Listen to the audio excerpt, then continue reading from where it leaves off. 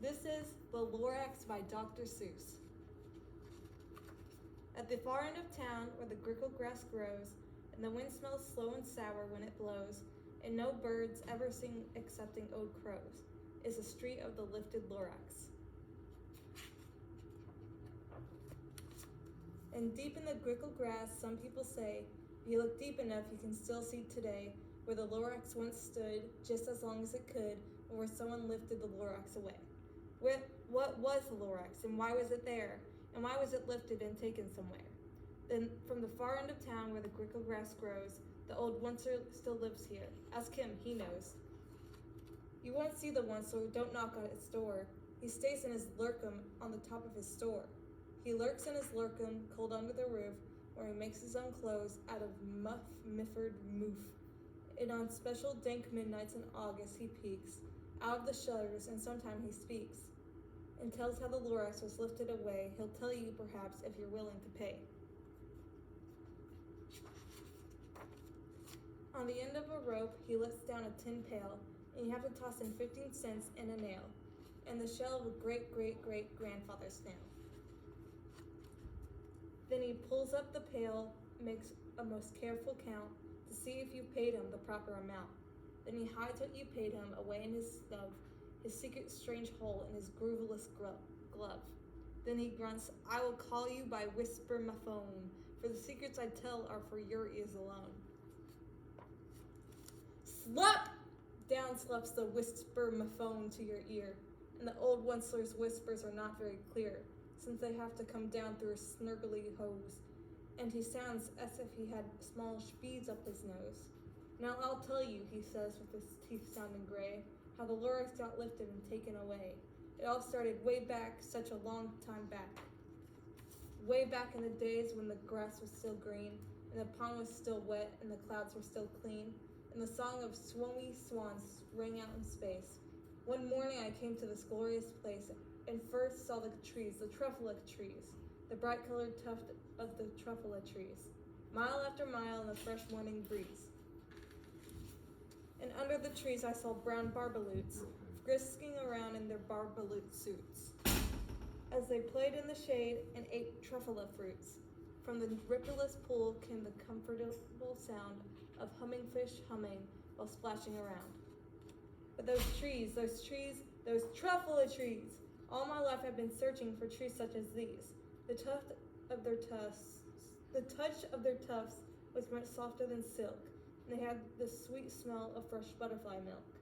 I felt a great leaping, a joy in my heart. I knew just what to do. I unloaded my cart. In no time at all, I had built a small shop. Then I chopped down a truffula tree with one chop. And with great skillful skill and with great speedy speed, I took the soft tuft and I knitted a thneed. The instant I finished, I heard a great gazump! I looked, I saw something pop out of the stump of the tree I chopped down. It was sort of a man. Describe him? That's hard. I don't know if I can. He was shortish and oldish and brownish and mossy, and he spoke with a voice that was sharpish and bossy.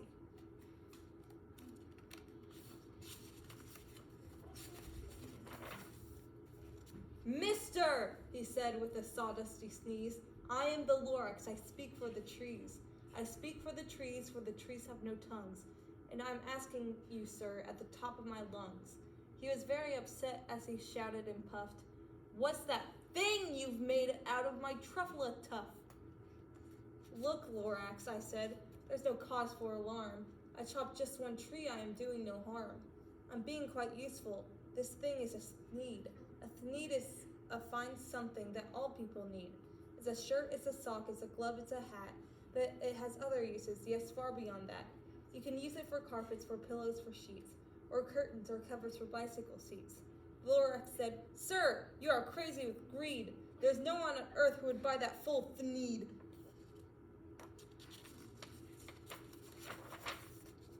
But the very next minute I proved he was wrong, for just at that minute a chap came along, and he thought that the thneed I'd knitted was great. He happily bought it for $3.98. I laughed at the Lorax. You poor stupid guy. You can never tell what some people will buy. I repeat, cried Lorax, I speak for the trees. I'm busy, I told him. Shut up, if you please. I rushed across the room, and in no time at all, I built a radio phone. I put in quick call. I called all my brothers and uncles and aunts, and I said, listen here, here's a wonderful chance for the whole Wensler family to get mighty rich. Get over here fast, take the road to North Nitch. Turn left at Weehawken, sharp right at South Stitch. And in no time at all, in the factory I built, the whole Wensler family was working full tilt. We were all knitting needs, just as busy as bees, to the sound of the chopping of truffula trees. Then, oh, baby, oh, how my business did grow. Now chopping one tree at a time was too slow. So I quickly invented my super axe hacker, which whacked off 4 truffula trees at one smacker. We were making needs 4 times as fast as before, and that Lorax, he didn't show up anymore. But the next week he knocked on my new office door. He snapped, I'm the Lorax who speaks for the trees, which you seem to be chopping as fast as you please. But I'm also in charge of the brown barbaloots, who played in the shade in their barbalus suits, and happily lived eating truffula fruits. Now, thanks to your hacking my trees to the ground, there's not enough truffula fruit to go round, and my poor barbaloots are all getting the crummies because they have gas and no food in their tummies. They love living here, but I can't let them stay. They'll have to find food, and I hope that they may. Good luck, boys, he cried, and he sent them away. I, the Wensler, felt sad as I watched them all go. But business has been business, and business must grow, regardless of crummies and tummies, you know. Then again he came back. I was fixing some pipes, when that old nuisance Lorax came back with more gripes. I am the Lorax, he coughed and he whiffed. He sneezed and he snuffled, he snargled, he sniffed. Wensler, he cried with a crapulous croak. Wensler, you're making such smoggless smoke. My poor swomy swans, why they can't sing a note. No one can sing who has smog in their throat.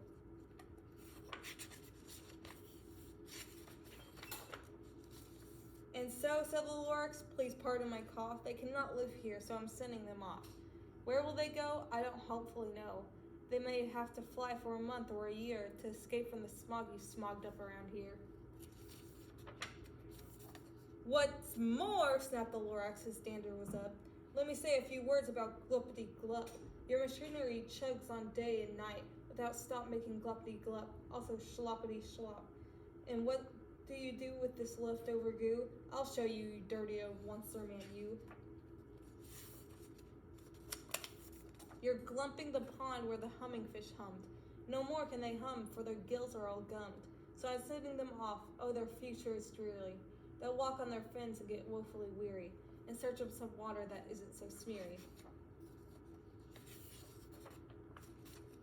And then I got mad. I got terribly mad. I yelled at the Lorax, now listen here, Dad.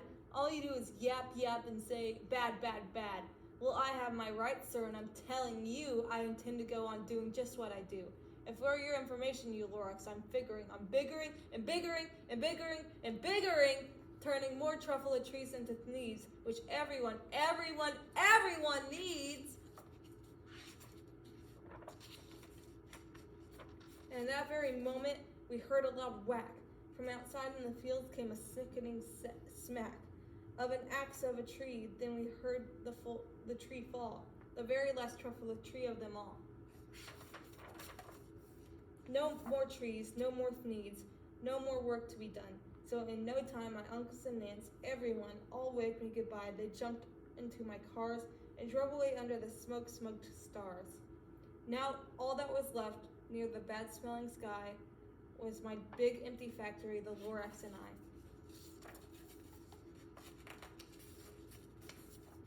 The Lorax said nothing, just gave me a glance, just gave me a very sad backward glance, as he lifted himself by the seat of his pants. And I'll never forget the grim look on his face when he hoisted himself and took leave of this place, through a hole in the smog without leaving a trace. And all that the Lorax left here in this mess was a small pile of rocks with one word, unless. Whatever that meant, well, I just couldn't guess. That was long, long ago, but each day since that day I've sat here and worried away through the years while my buildings have fallen apart. I've worried about it with all of my heart. But now, says the Onceler, now that you're here, the words of the Lorax seem perfectly clear. Unless someone like you who cares an awful lot, nothing's gonna get better. It's not. So, catch! Calls the Onceler. He lets something fall. It's a truffula seed. It's the last one of all. You're in charge of the last of the truffula seeds, and truffula trees are what everyone needs. Plant a new truffula, treat it with care, give it clean water, and feed it with fresh air. Grow a forest, protect it from axes that hack. Then Lorax and all of his friends may come back.